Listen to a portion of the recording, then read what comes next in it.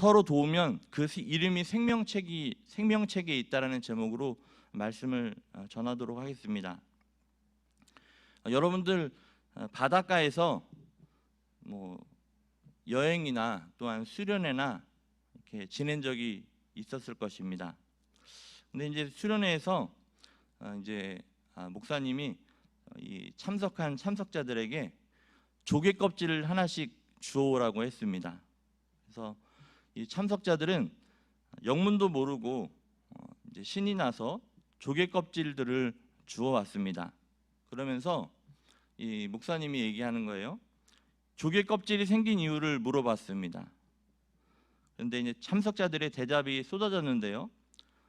갖가지 대답을 다 들은 후 목사님은 웃으면서 말했습니다. 이 조개 껍질이 생긴 이유는 생명이 없기 때문입니다 라고 얘기했습니다. 생명이 없으니 조개 껍질은 분리될 수밖에 없고 여기저기 흩어져 쓸모없게 된 것입니다. 그리스도께서 주시는 영원한 생명이 없는 사람도 이와 마찬가지라는 것이죠. 우리는 이제 제가 설교 준비하면서 유튜브에 그 깡여사 저번에 저희 교회에 와서 이제 한번 예배 때 얘기했지 않습니까? 우리 교회 예루살렘 대성전 유튜브에 보면은 바로 볼 수 있도록 이렇게 해놨어요. 그게 벌써 2018년도 7월 8일 날 예배 봄날의 향기 행사를 했던 건데 그 깡여사를 보게 되면 굉장하지 않습니까? 본인 얘기로는 교회 나간 지 얼마 되지 않았는데 말하는 거 보면은 교구장님이나 회장님 정도는 되는 것 같더라고요. 근데 그 여사님도 이 복화술사의 그 손이 아니면 쓸모가 없는 거죠. 생명이 없는 거죠. 그걸 보면서 우리도 주님이 아니면 주님의 손 아니면 보잘것없는 것이라는 것을 깨닫게 되었습니다. 우리는 주님의 손이 붙잡아주지 않으면 우리는 아무것도 아니라는 것이죠. 이 믿음에는요, 확실성의 믿음과 불확실성의 믿음이 있습니다. 이 불확실성의 믿음은 스스로 믿음이 있다고 결정하는 것이고요. 이 확실성의 믿음은 하나님이 직접 내 이름이 생명책에 있다고 말씀하시는 것입니다. 오늘 말씀은 이름이 생명책에 있는 사람들에 대한 내용인데요. 두 여인이 나오는데 유오디아와 순두개가 나오죠. 이들은 복음을 위해 열심히 일하다가 다툼이 일어나게 됩니다. 사도 바울은 두 여인에게 주 안에서 같은 마음을 품으라고 얘기하고 있죠. 이 두 여인이 속해 있는 빌립보 교회와 교인들에게는 두 여인의 화해를 도우라고 말씀하고 있습니다. 그뿐 아니라 바울과 함께 동역하는 복음을 위해 수고하는 사람들을 도우라고 말씀하고 있는 것이에요. 그러면서 이 같은 마음을 갖는 것, 또한 복음을 위해 사는 것, 또 다투는 이들의 화해를 돕는 사람은 생명책에 그 이름이 있다고 말씀하고 있는 것입니다. 오늘 우리에게 주시는 약속의 말씀이 있는데요. 그 약속의 말씀이 뭡니까? 따라합니다. 내 이름이 생명책에 있다. 네, 이것을 하나님께서 약속하신 거죠. 믿으십니까? 요한계시록 20장 15절에 보면요, 누구든지 생명책에 기록되지 못한 자는 불못에 던져지더라 라고 되어 있습니다. 생명책에 이름이 기록되어 있지 않으면 하나님 나라에 들어가지 못한다는 것을 얘기하고 있는 것이에요. 우리는 하늘나라 생명책 명단에 이름이 있어야 합니다. 오늘 본문에 생명책에 이름이 기록되려면 어떻게 살아야 하는지 설명하고 있는 것이에요. 생명책에 이름이 기록되려면 자기 자신이 복음을 위해서, 예수님을 위해서 살아야 되고요. 다시 말해서 예수님을 믿어야 되는 거죠. 또 생명책에 이름이 기록되려면 복음을 위해 사는 사람들을 도와야 되고 교회를 아름답게 세워야 된다고 얘기하고 있습니다. 또 생명책에 이름이 기록되려면 다툼이 있을 때 화해를 도와야 한다고 말씀하고 있어요. 이러한 자들이 하나님 나라의 생명책의 명단에 있다는 것이죠. 유오디아와 순두개는 복음 안에서 다툼으로 다른 마음으로 갈라졌으나 같은 마음을 가지라고 말씀하고 있습니다. 오늘 2절 말씀 한번 다시 읽어보겠습니다. 2절 시작. 내가 유오디아를 권하고 순두개를 권하노니 주 안에서 같은 마음을 품으라. 사랑하는 성도님들, 그 가정이 또 우리 공동체가 주 안에서 같은 마음을 품으시기를 주님의 이름으로 축복합니다.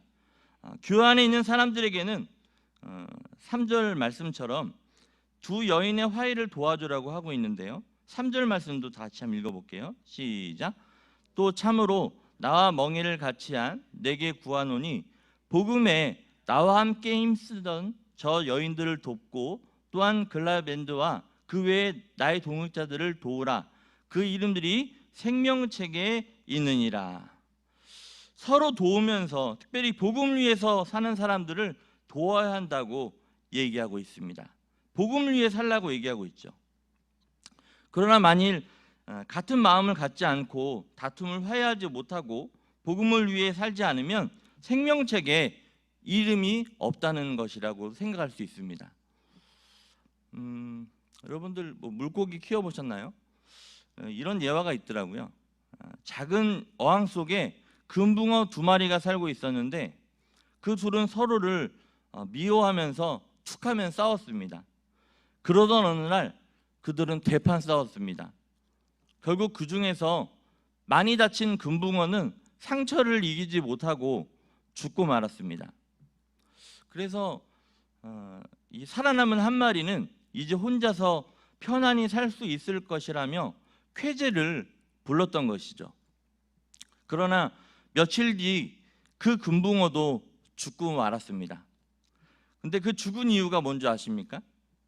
이 죽은 물고기가 악취를 내면서 몸이 썩기 시작했기 때문입니다. 그래서 이 남은 한 마리도 죽게 되었던 것이죠. 같이 살던지 같이 죽는 것이 공동체의 운명이라는 겁니다. 그래서 우리의 가족도 교회도 나라도 우리의 신앙도 마찬가지인 것이죠. 더불어 함께 도우면서 믿어야 된다는 거죠. 서로를 위로하며 격려하고 세워주는 공동체가 또한 가족이 교회가 되기를 주님의 이름으로 축복합니다. 여러분들 장작 나무를 다 이렇게 피워봤을 거예요. 이 장작나무가 떨어져 있으면 화력을 낼 수 없지만 함께 포개지면 큰 화력을 낼 수 있는 것을 보게 됩니다. 예수 그리스도 안에서 한 자매인 형제인 우리들은 서로를 위해서 기도하고 따뜻한 마음으로 서로를 더욱 배려해 주시기를 바랍니다. 그리고 힘을 합하여 주님의 일을 하시고 여러분들의 이름이 생명책에 있기를 간절히 바랍니다. 그래서 우리는 복음 안에서 또한 예수님 안에서 이 교회 안에서 또한 가정 안에서 다툼이 있으면 안 되는 것이죠. 다툼이 있으면 화해하도록 도와야 할 것입니다. 복음을 위해 자신을 드려야 할 것입니다. 그러면 생명책에 이름이 기록된다는 것이죠. 교회와 복음을 위해 함께 힘을 합하여 일하던 유오디아와 순두개가 서로 다투었습니다. 사도 바울은 교회를 향해 화해하도록 도우라고 말씀하고 있어요.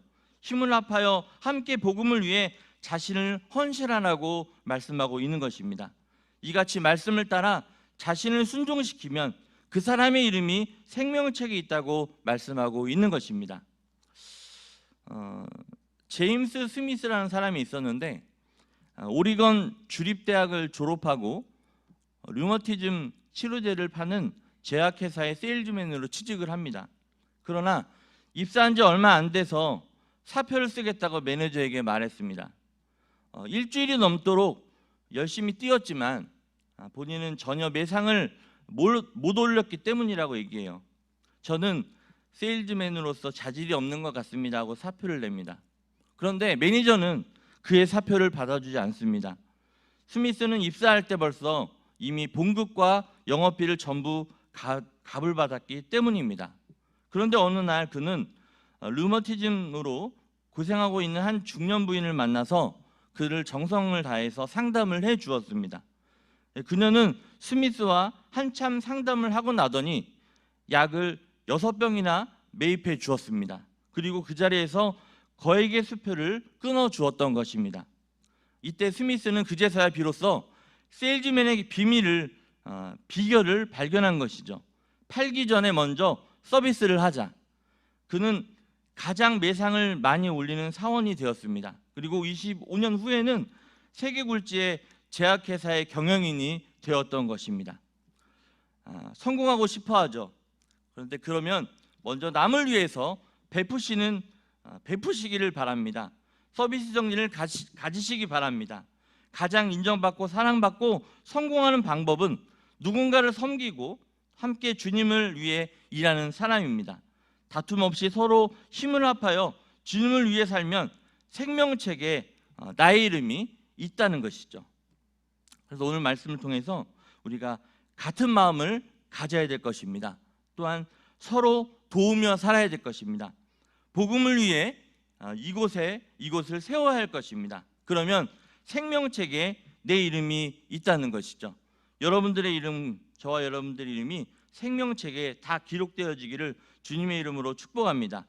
오늘 본문 4장 1절 말씀을 한번 같이 읽어보겠습니다. 시작. 그러므로 나의 사랑하고 사모하는 형제들, 나의 기쁨이요 면류관인 사랑하는 자들아, 이와 같이 주 안에 서라. 사도 바울은 지금 감옥에 있습니다. 그러면서 빌립보 교회 교인들을 생각하며 말씀하고 있습니다. 나의 사랑하고 사모하는 형제들, 나의 기쁨이요 면류관인 사랑하는 자들아, 이와 같이 주 안에 서라 말씀하고 있는 것이죠. 여러분들 이제 명절을 맞이하게 될 텐데 그 가정에서도 또한 교회 안에서도 여러분들 속해 있는 공동체 안에서도 바울이 빌립보 교회를 생각하면서 내 사랑하고 사모하는 형제들, 나의 기쁨인 형제들, 자매들, 면류관인 사랑하는 자들, 여러분들 주 안에 서길 바랍니다. 이런 마음을 가졌던 것처럼 저와 여러분들의 간증이 되고 고백이 되기를 주님의 이름으로 축복합니다. 그래서 이번 기간 동안 또한 인생을 살아가는 동안 한 사람의 낙오자도 없이 주 안에 바로 서서 승리하는 인생이 살기를 주님의 이름으로 축복합니다. 설교 준비하면서 드나베의 삶이라는 것을 좀 보게 됐는데요. 사람들은 복으로 얘기하면은 무의식적으로 소유를 하는 소유의 복을 연상을 합니다. 그런데 성경에서는 그렇게 하고 있지 않아요. 아니라는 거죠. 신명기 14장 22절 29절에 보면은 이제 드나베의 규례에 대해서 나오고 있는데 이 드나베가 뭐냐면 드자는 뭐냐면요. 드리고 그다음에 나는 나누고 그리고 배는 베푸는. 그래서 위로는 드리고 옆으로는 나누고 아래로는 베푸는 그런 드나베의 삶을 말씀하고 있는 것이에요. 여러분들 드리고 나누고 베푸는 삶을 사시기를 주님의 이름으로 축복합니다. 예화 하나 드리고 말씀을 마치겠는데요. 어떤 가정에서 추석을 맞이하여 멀리 살고 있던 아들, 딸들이 다 모여서 손자, 손녀들까지 다 모여서 즐거운 명절을 보내고 있었습니다. 이런저런 이야기로 밤늦도록 이야기꽃을 피우던 끝에 이런 얘기를 해요. 누구 손이 제일 예쁘냐라는 얘기가 나옵니다. 누구 손이 제일 예쁘나? 며느리와 딸과 또한 손녀들은 저마다 의견이 분분했습니다. 그래서 서로 예쁘다고 해가지고 이제 투표를 결정을 하기로 한 거예요. 누구의 손이 제일 예뻤을까요? 우리 교회나 또 우리 가족 중에서는 누구의 손이 제일 예쁩니까? 근데 결과가 나왔는데 압도적이었습니다. 그것은 바로 주름살이 많이 잡힌 할머니의 손이 제일 예쁜 손으로 뽑히게 되었습니다.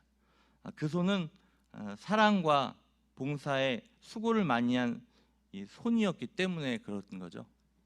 여러분들의 손이 그러한 손이 되기를 주님의 이름으로 축복합니다. 외모적인 것이 아니라 그 손에 묻어있는 그 사랑, 그 봉사, 그 섬김, 드리고 나누고 베푸는 그 손이 이쁜 손이었던 거죠. 여러분들의 손이 제일 예쁜 손이 되길 주님의 이름으로 축복합니다. 그래서 사랑하는 성도님들, 함께 한 방향을 바라보고 예수님 바라보고 한 마음으로 손잡고 또 서로 도우며 함께 나란히 천국으로 사랑하며 또 기도하며 나아가는 그런 인생들이 되기를, 또한 그러한 명절이 되기를 주님의 이름으로 축복합니다. 기도하겠습니다. 하나님 아버지, 감사합니다. 오늘 빌립보서 말씀을 통해서 저희들에게 은혜를 주시니 너무나 고맙고 감사합니다. 아버지, 저희들 주님 안에서 한 공동체로 형제와 자매로 삼아 주셨는데 같은 마음을 품게 하옵소서. 그리고 복음을 위하여 돕는 사람들을 도울 수 있도록 도와주셔서 아버지, 그들의 이름들이 다 한 사람도 빼놓지 않고 생명책에 기록되는 역사가 있기 원합니다. 천국의 소망을 듣고 나아가는 우리들에게 아버지께서 힘을 더하여 주시고 지혜를 허락하여 주시고 무엇보다도 굳건한 믿음 허락하여 주사 믿음으로 승리하는 인생 다 될 수 있도록 축복하며 예수님의 이름으로 감사하며 기도했습니다. 아멘.